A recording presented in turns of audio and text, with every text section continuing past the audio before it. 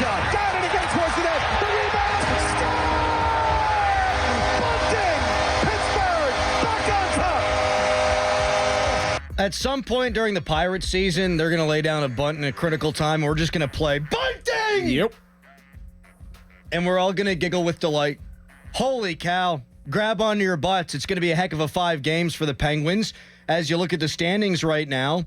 And they are 1 point behind Detroit in the wild card race, 2 points behind the Islanders for the third spot in the Metropolitan Division. And the Penguins have a game against each of those teams. Joining us now to discuss is our buddy from the Athletic Penguins insider, Rob Rossi. Good morning, Rob.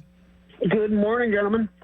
Rob, what got into Evgeny Malkin, dude? You are the Evgeny Malkin whisperer. He's got 6 goals, 9 points in his last 8 games. Is it simply, hey, you're giving him better players to play with, or is there a different level of hop in Gino's game? Well, look, I think this is probably physically the best he's felt since early in the season. But, yeah, I look, if you look at his underlying metrics, he should have had a better season than he had in terms of production, but he just wasn't playing with guys that meshed with him. He wasn't playing with guys that were very good. And this Bunting has been a revelation for him, but I think having just some younger legs has really helped Malkin. Look, he's a 37-year-old player who's got a lot of miles on those tires, and one of them has been repaired in a significant way several times. So I'm not surprised that when you got him some speed and got him some guys to play a straight ahead, get him one guy that plays a straight ahead game, that Malkin's rediscovered it. And then,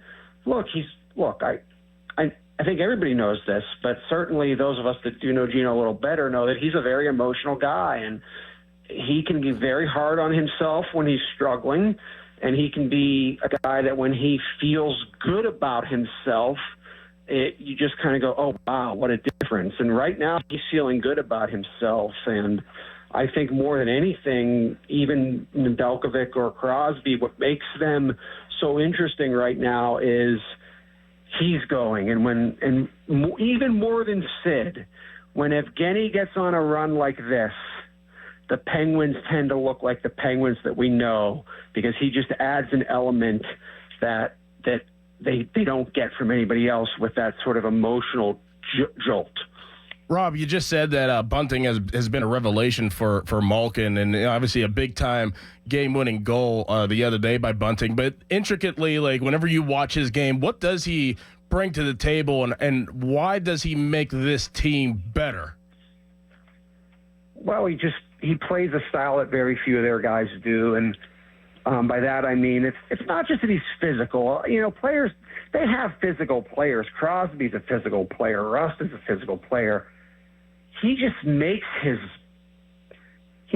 money around the area of the net. He just doesn't score goals from anywhere else if you look at it, and he's there all the time. So there's that factor that they just haven't had a guy like that really since Hornqvist. And the other thing he does really, really well, if you watch him away from the puck, is the space he creates for the centermen that he plays with. You've seen it with Crosby if he's been out there with him. You've seen it with Malkin a lot. He just takes some of the physical burden off the center he plays with, because he just finds a way to sort of draw contact toward him in ways that is very Chris Kunitz-like. And because of that, if you give great centers like Crosby or Malkin just that little bit extra space, that extra half second of time, they become lethal. And I think he's just been that type of guy, and they haven't had one in a while, and it's been noticeable. Rob Rossi joining us. He, of course, from The Athletic on the Fan Hotline, presented by Sullivan Super Service, providing trusted plumbing and HVAC service for over 50 years. So Ned has gone 8 straight games here for the Pens, 6-0-2, a .917 save percentage. If he plays the remaining 5 games, you're talking about 13 straight starts for a guy that played 15 NHL games last year. Rob, are they going to give him a breather? And if so, what makes the most sense when looking at the Penguins' schedule? I'd do it tonight. I'd start Jarry in Toronto. I think because you have games against the Islanders and the Red Wings, because you're in a situation where it seems likely, not guaranteed, but it seems pretty likely that if you win those two games, especially in regulation, you're going to the playoffs. I think there's a chance we saw a little bit of fatigue with Ned, which makes sense. Goalies don't play the way we used to see them play, which is, run off 15 starts in 18 games or whatever anymore. And I think even against the Lightning, I think we saw a little bit of sort of chinks in the armor with Ned. Not that the Penguins were great in front of him in that third period, but they weren't bad either. The first goal he allowed in the third period, it wasn't a great goal, but he's human, and I think today would be a good day to just go, you know what, Ned, we're playing a long game here, and also you're going to need Tristan Jarry if you are going to go to the playoffs, especially the Penguins. Think about what we've seen the last few times they've been in the playoffs. You can't just rely on one goalie, and you got to get Jarry some action. Tonight's the night I do it. Because they won that game in Tampa, they have a little bit of wiggle room. But, maybe Tristan Jarry shows you that he's up to the challenge and can help you steal a point tonight. And if that's the case, then,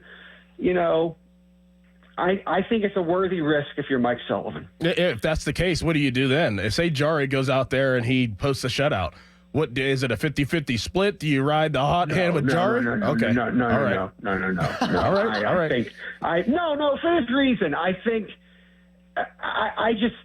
you have to start Ned. Now, here's the thing: if Ned goes out and doesn't have a great game in his next start, I think maybe then we have another discussion. But no, I think you would do this with absolutely the intention of having Ned play the rest of the way. But tonight's the night where I go, okay, well, where else is it going to be? There's only 5 games left.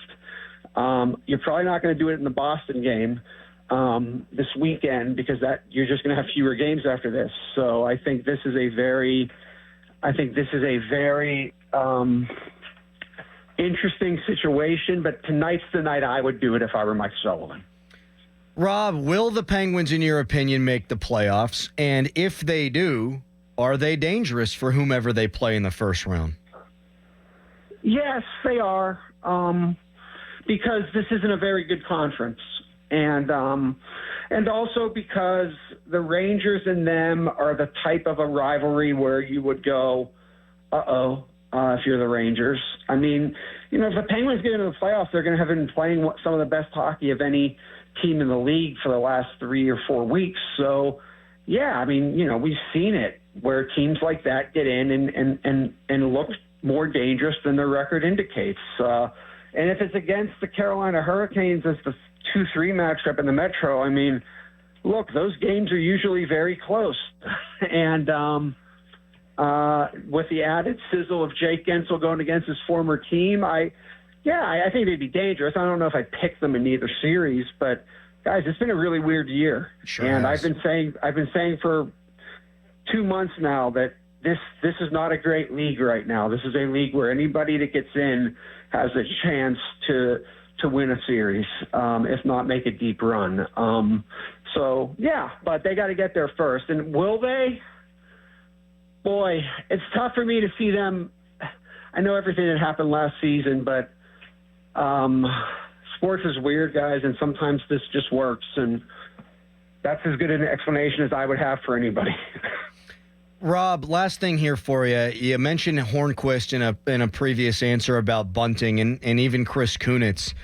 I know what Jake Gensel's doing right now in Carolina. He got 21 points in 15 games.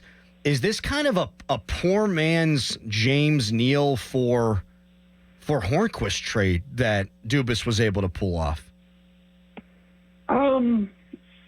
Maybe. I mean, it certainly had that early effect. I'll say this.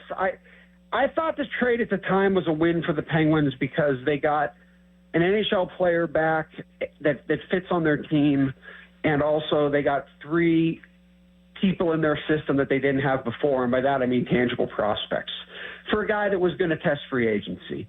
So now, though, look, Bunting's not the player Jake is. Right. Bunting does different things than Jake. I think Bunting might be a more complete player than Jake, but Jake's offense is so much better than what Bunting can do that, those things all even out. But I think Bunting eliminated any sort of let me just say this. Next year, it's very likely that team is going to have two of those prospects on the roster at some point and Michael Bunting. And if that's the case and they're coming off a season when they made the playoffs, none of that would have happened if Jake Gensel had stayed. Rob, that's a good answer. It's a good segment. We appreciate your time. Take care, guys. Take it easy, Thanks, buddy. Rob Rossi, Penguins insider from The Athletic. There's a lot to react to there. Did he just say that Bunting's a more of a complete player than Jake? Yeah, he sure did. He sure did. The reason I call it a poor man's Patrick Hornquist, James Neal trade is because Gensel's a lot better even than James Neal was. Like, James Neal scored 40 goals. James Neal was a fit with Malkin, even though they thought he would be with Crosby. But Jake Gensel's been a proven playoff performer who has done regular season wonders for years as well. I also don't think Bunting's as good as Hornquist, but you give up the best player in the deal and you get back a different element. Yes. And I think that has been the key to unlocking Malkin. He talked about Malkin's, emotional investment and how he rides the highs and the lows, something we talked about actually in the first hour of the show. Malkin needs the feel-goods to then build off the feel-goods.